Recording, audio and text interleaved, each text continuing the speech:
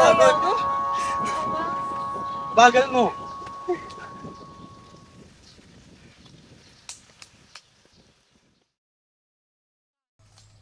Release na sa Makalawa ng admission results sa UP. Ano ka ba? Sigurado naman akong pasado ka dun. Ang kaso nga lang, papayagan ka ba ni Mang David? Ewan ko, bahala na si Batman. Anong bahala? Wala nga atang ideya si Mang David na nagpa-apply ka sa UP. At saka, huy, Maynila yun. UP yun. Magastos at malayo dun. Bakit ba ang nega mo? Hoy, pinapaalalahanan lang kita. Basta, akong bahala. Papayag yun. O sige, sabi mo eh. Kailangan mo ba talagang umalis? Marami din namang magagandang kolehiyo dito. Doon, marami sa bayan. Sa UP lang meron ng kurso na gusto ko. Mahirapan ka lang doon. Pangarap ko talagang makapag-aral sa UP. At saka, kapag nakapasa ako, wala akong tuition fee na babayaran. Kaya sulit na sulit din. Marami pa ding gastusin. At saka, saan ka titira? Wala kang nga kakilala doon. Basta. Ako? Pati na ako dito. Ako? Hindi. At saka, mas maraming oportunidad sa Maynila. Uy, grabe ka. Dito ba wala? Sa kurso na gusto kong tahakin? Oo. Wala. Ewan ko sa'yo. Bahala ka. Sus! Mamimiss mo lang ako eh.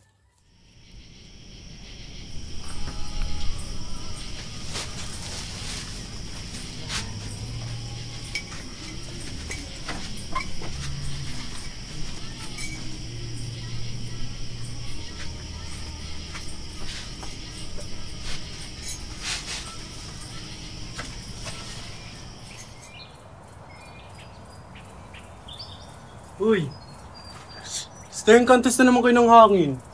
Pahingi nga. Nakabahan ako?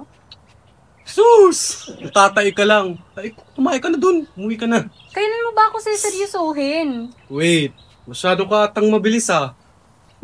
Yak, ano ka ba? Bukas na kasi yung admission result. Hinga ka na naman. Pasado ka nga dun. Paano kung hindi? Di ka na alis. At saka, di mo na ako mamimiss. Kuya, alam ba ramada po? Salamat, kuya.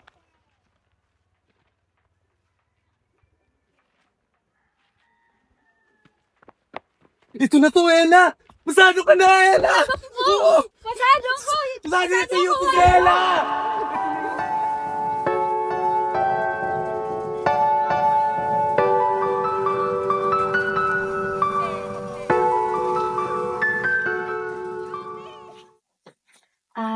Tay, may gusto lang po sana akong ibalita sa'yo. Ano yun? Kahapon po kasi, natanggap ko na yung acceptance letter galing sa universidad na in-applyan ko. Ay, galing mo naman. Pero, anong kurso yung kukunin mo dito sa bayan? Kasi kung dito ka sa bayan mag-aaral, pwede ka naman manirang kila Tita May mo. Tay, yung universidad po kasi na gusto ko, UP. Sa Maynila po. Pero tay, nakatanggap naman po ako ng priority slot para sa kurso na napili ko. Hindi po natin kailangan mong problema para sa matrikula. Libre po lahat. Ela naman. Malaki ang Maynila. Delikado. Tsaka wala tayong kilala doon. Di ka pa nga nakapunta sa Manila. Alam mo, mahihirapan ka lang doon. Tsaka naman ngayon wala pa tayong titulo doon sa lupa natin. Alam mo, mas mauna pang magkaroon ng puti ang mga uwak kaysa sa kaginhawaan natin. Sana naman naiintindihan mo, Ella, yung sitwasyon natin. Hindi natin kaya yung mga gusto mong gawin. Kaya, makikinig ka sa akin ha. Mag-aaral ka dito sa bayan. Tay, hindi niyo po kasi ako naiintindihan. Hindi mo pa naririnig. Tay, Dito ka mag-aaral sa bayan. Hindi po, tay. Pangarap ko po talagang makapag-aral sa UP. At saka, pangarap ko po ang napiperwisyo dito. Ayokong maririnig yung UP na yan dito. Tsaka ha, huwag mo kong ginaganyan. Nakakaintindi ako, Ella. Nakakaintindi ako. Nakakaintindi ako, hindi ako bobo. Tsaka, lahat ng bagay makakamtan din natin yan. Pero hindi ako bobo, nakakaintindi ako. Lahat ng pangarap, makukuha natin mga pangarap mo, pero please naman, huwag ka naman ganyan. Lahat ng plano dapat pinapaalam mo sa akin. Huwag kang magsolo. Andito ako. Tatay mo ako. Tatay mo ako, Ella. Tingnan mo naman yung sitwasyon natin. Nakikita mo ba yung mga bagay dito? Sana nakikita mo. Sana nakikita mo ako. Tay, ayoko pong makontento. Ayoko makontento sa buhay na ganito. Matuto ka makontento, Ella. Tay, alam mo ba kung bakit tayo iniwan ni nanay? Kasi ganyan ka mag-isip. Gusto mo, makontento lang tayo sa buhay na ganito. Ayoko ng ganito. Ayoko makontento sa buhay na ganito.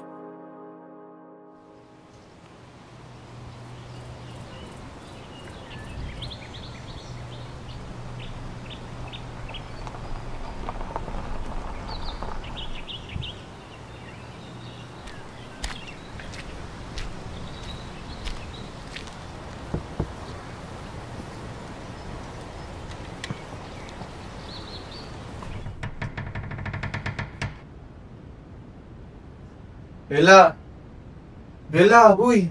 Ano? Magapon ka na lang bang magmumukmuk dyan? Nakakainis naman kasi si tatay eh. Hindi mo naman kasi siya masisisi. Alam mo, may point siya. Kahit na. Tigas din naman kasi ng ulo mo. Di mo ba alam yung estado ng buhay niyo? Kung may pera lang sana ako na nagpaaral sa'yo. Paliw. Gets ko naman na mahirap lang talaga kami.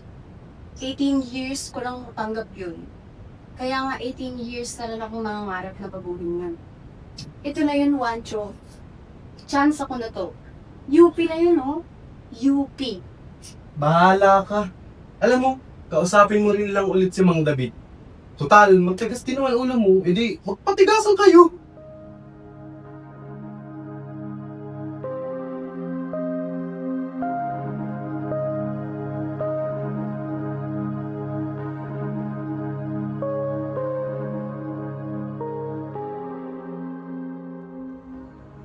Aling baby, patuloy nga ako ng soft drinks.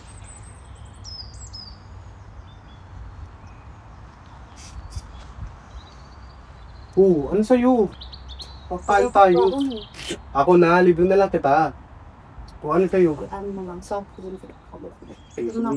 Ako bahala. Aling baby, isa nga pong soft drinks tapos isang biscuit. Lapot ko.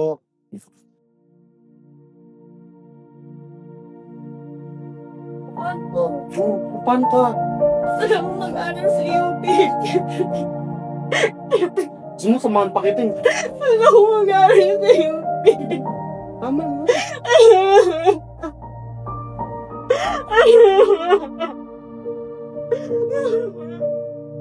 David! David! Mga kasama! May maganda akong balita! Farman, anong meron? Nagpunta kanina yung officer mula sa Agrarian Reform. Kasama daw tayo sa grantees ng bago nilang programa. Anong programa ba yan? Baka pinapaasa na naman nila tayo. Baka scam na naman yan. Ay nako, wag yun na nga munang pangunahan.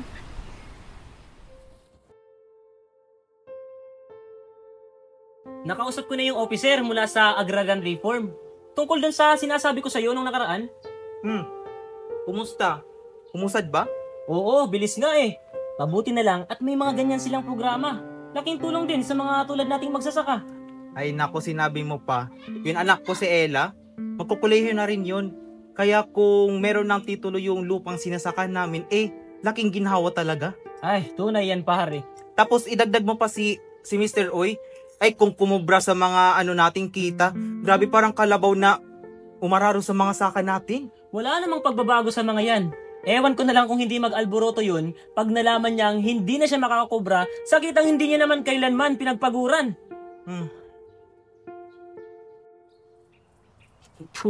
Parman, naparito ka. Mukha atang pagod na pagod ka. May maganda akong balita mga kasama. O ano yun? Malapit na raw mailipat sa pangalan natin ang titulo ng lupa. Sa katunayan, may pirmahan na sa opisina ng DAR sa susunod na linggo. Talaga ba? Oo, naroon mismo si Engineer Villanueva. Ang sabi niya, bago matapos ang buwan na ito, may mahahawakan na tayong papel. Uy, sa wakas. Oh, anong sayo? Wala kang baon. Ano ba yan? Bakit ba lagi kang walang baon? Nag-iipon ako. Para saan na naman yan? Pamasahe pa Maynila.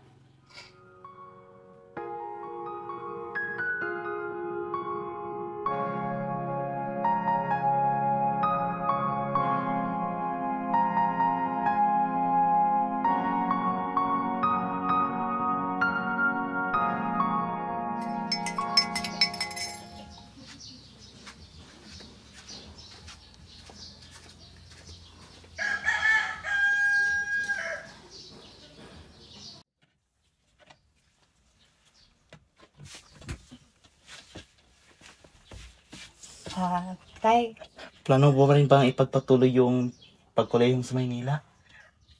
hayaan niyo na po yan, Tay. Di ba nakapasa ka nun? Marami pa naman pong ibang universidad sa bayan. Ay ganito tuloy. Ayusin mo na yung mga gamit pa para sa UP. Pahig ka na po, Tay. Pero, Tay, di ba po mahal yun? Tapos marami tayong gastusin. Paano po yun, Tay? Kakayanin mo yan. Kaya mo yan. Yung allowance ko po. Tapos mag-board pa ako. Kaya po ba natin, Tay? Huwag mo nang problemahin yun. Ano po? Ella, anak, ha? Ako na bahala nun. Basta ang gusto ko, ha? Pag-isipan mo lang yung pag-aaral mo. Andito ako lagi. Ha?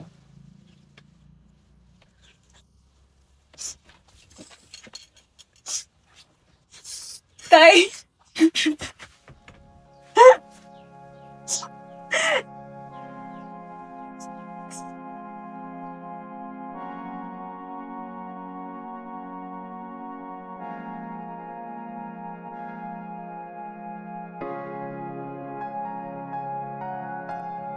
Pre, alam mo ba?